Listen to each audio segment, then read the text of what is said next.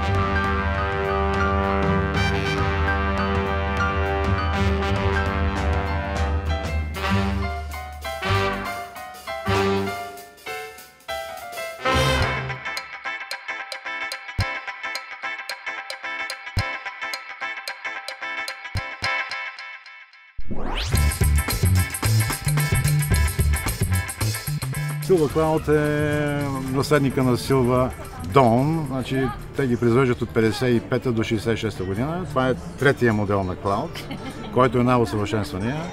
6200 кубика двигател V8, който произвежда 200 коня, дори с най-висока скорост. Единственото нещо, което се чува вътре, е секундарника на часовника. Точно за този модел става въпрос.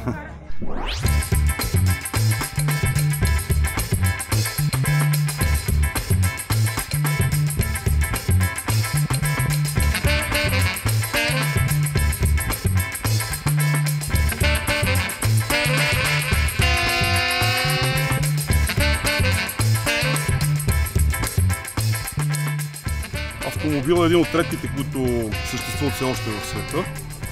Може би са останали някъде над, не над, може би около 250 от 300 екземпляра, защото то е специално изпълнение 2+2.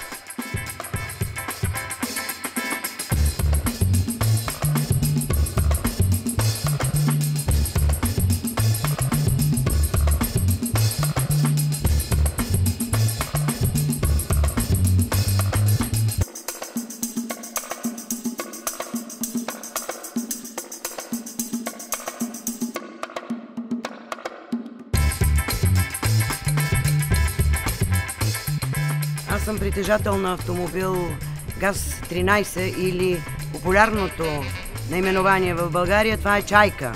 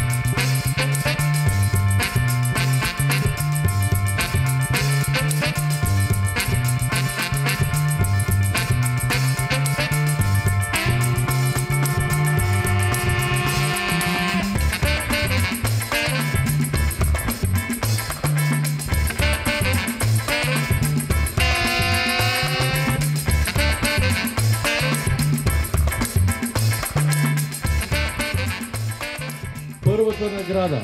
Първия клас. Довоенни закрити автомобили. Наградата печели Буик 1938 година, номер 6. Румънски екипаж. Моля господин Коконоилов да заповяда. Наградата ще връчи председателя на журито господин Борислав Зюмбюлев.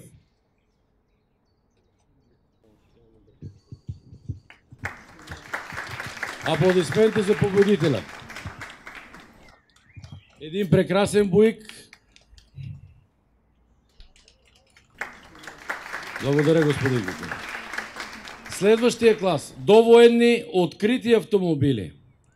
Наградата безапелационно печели Мерцедес 170В, собственост на Ретро Тим Перла. Наградата ще връчи евродепутатът от Варна господин Емил Радев.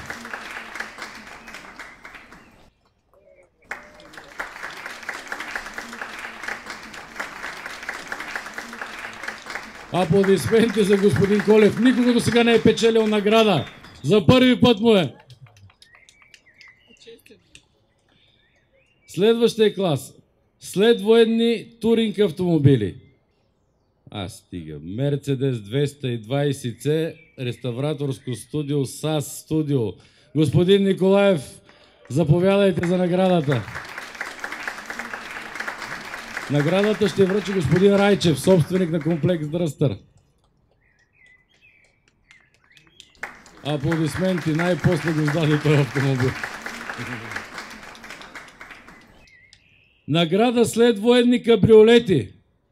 Много трудно решение. Големи разправи бяха за този клас.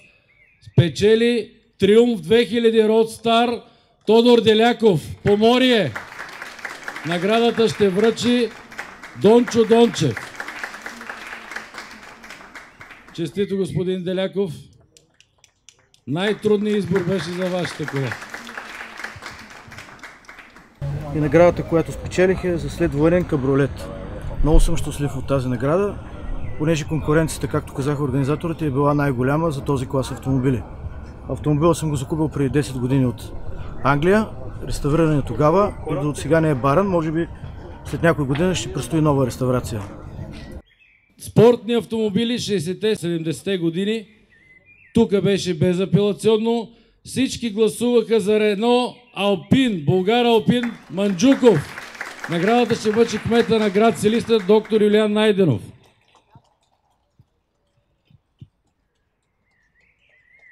Честито на господин Манджуков и на него му е за първи път.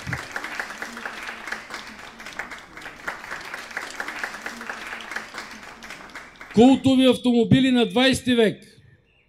Безапелационно. Ягуар E-Type, господин Петрунов. Наградата ще връчи областния управител на град Силистра.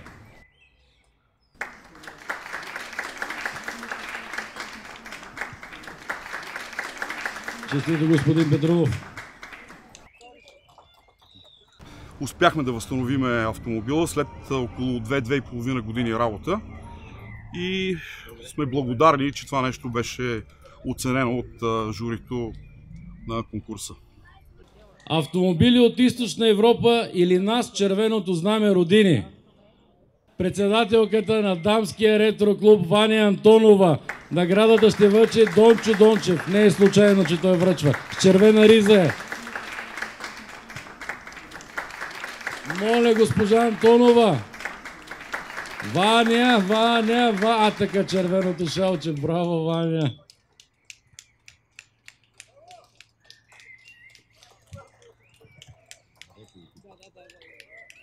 Една чайка от 1974 година, която чайка е била внесена от УБО, специално за Министерски съвет и специално за другарката Дража Вълчева. Награда в клас Hot Rod реплики, Street Rod, безапелационно печели Мерцедес 220 Кирил Николаев Хасково.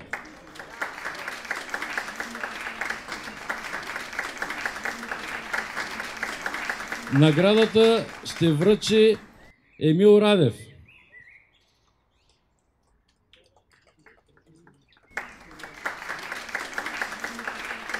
Благодаря. И сега идва ред на така наречените специални награди. Наградата за най-автентичен автомобил ще връчи господин Райчев. Това безспорно е Peugeot 404. Наградата ще получи Мони, навигатора на този автомобил. Мони, дигни купата си, тя е по-тежка от тебе. Обърнете го срещу камерите. Благодаря на Мони.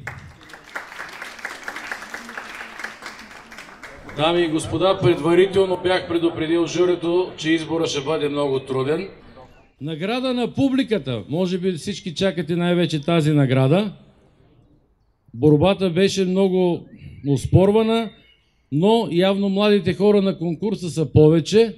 Наградата печели Hot Rod Mustang Николай Николаев, Хасково. Явно младите хора взеха превес в гласуването. Честито! Аз спечелих наградата на публиката с Ford Mustang от 1964 година.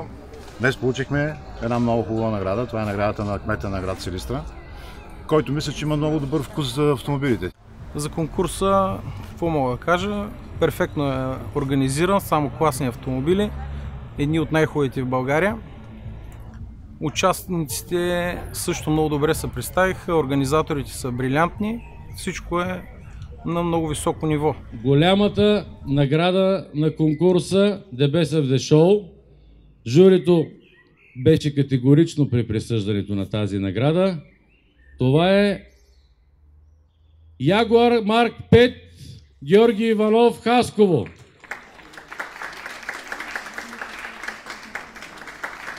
Хасково прибраха всички купи. Наградата председател на журито Борислав Зембюлев. Честито на господин Иванов. Мисля, че всички вие оценихте автомобила му по достоинство при дефилирането. Възхитен съм от града и ми е много приятно втори път отново до година да бъдем на подобно мероприятие тук. Благодаря.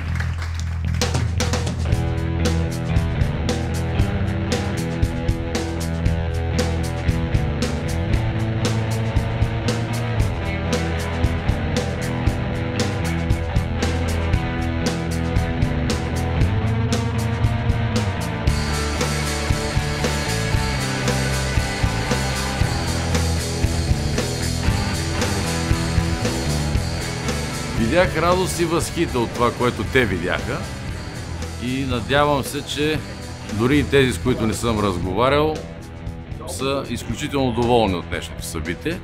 Заповядай! Най-младия навигатор на конкурса.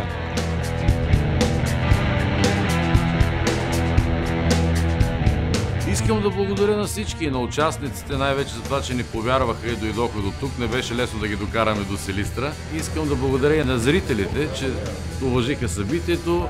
Без тях нямаше да стане също. Защото предполагам, че всички имаме някаква доза бензин в кръвта и именно публиката дига октана на този бензин по някакъв начин.